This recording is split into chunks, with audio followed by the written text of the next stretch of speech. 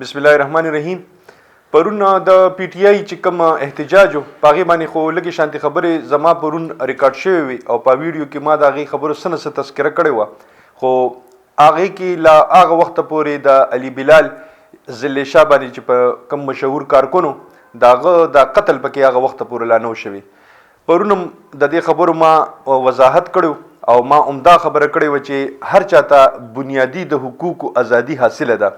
که کم کس ریلی کوي، جلسه کوي، جلوس کوي، لکه څنګه چې مریم نواز ته دا ټول هر څه سہولیات فراهم شوي دي او هغې ته دستیاب دي او هغه مکه شان لګیا ده په پنجاب کې هغه خپل ورکرز کنونشن کوي په دې وخت کې نو دغه شان هر یو پولیټیکل پارټۍ ته د دې خبرې ازادي پکار ده. خو پرون د محسن نقوي دی طرف نه دفعه 144 په لاهور کې ولګېدله او په زمان پارک کې صرف ولګېدله. دا یو عجیبه شانتي سچویشن دی چې کیرټیکر چې کوم ګورنمنت دی هغه اوس دفعه 144 هم لګوي او کیرټیکر ګورنمنت چې کوم دی هغه په دې وخت کې یو د سیاسي وینګ په تور باندې استعمالیږي. لکه څنګه لکه داسې چې دا دفعه 144 هم د یو هفتې دپاره ولګوله. دلته د الیکشن اعلان شو په 30 اپریل باندې د الیکشن اعلان د الیکشن کمیشن د طرف نه وشو. نو چې الیکشن کمیشن د طرف نه وشو د دینه پس بیا د کیرټیکر والا صرف او صرف د الیکشن سره کار دی خو هغوی ځان قصدن اوس متنازع کوي.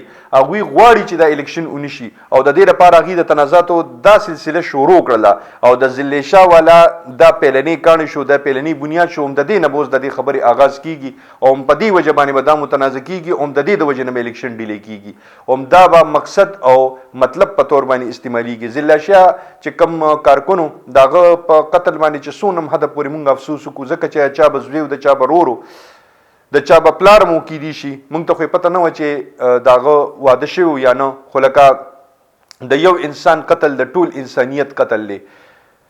تر د اخیری اطلاعاتو په مطابق باندې وی چې کله د پولیس ګاډي ته خطو نو هغه په خپلو خپو باندې او په خپلو قدمونو باندې ختلی دی او بیا دا هغه ځای نه په یو ویګو ډاله کې اچولی شوی دی. دا ویګو ډاله د چا وه او کوم ځای نه دا راغلی وه د دې هم هېڅ پته نه لګي. او بیا دا قتل څنګه شو نن یې د هغه د پوسټمارټم رپورټ راغی او په هغې کې وی دا لیکلي شوي دي چې تشدد په ده باندې شوی دی او تشدد زده لاش داغه موصول شوی دی والدینو ته. والد صاحب بیګا ټوله شپه په تاڼه کې ناستو او داغه په مدیریت کې اف آی آر نه درج کېدو. بیا چې کله اف آی آر درج شو نو اف آی آر درج شوی د ډي اس پي په مدیریت کې دی او ډي اس پي لیکلي دي چې مونږ هغه ځای کې عورت مارچ کوریج دپاره تللي وو او هغه ځای کې مونږ د عورت مارچ چې کوم فنکشن کېدو وي مونږ د هغې پروټیکشن کولو. په دې دوران کې دی د یو طرف نه رالل او مونږ ته دا پته ولګېده چې ذل شاه چې کوم دی هغه په یو ریلی کې په تشدد کې مړ شو. عجیبه خبره ده. ویډیو شته د هغې په ګاډي کې تصویران شته او رنګ وله څه ورکوي.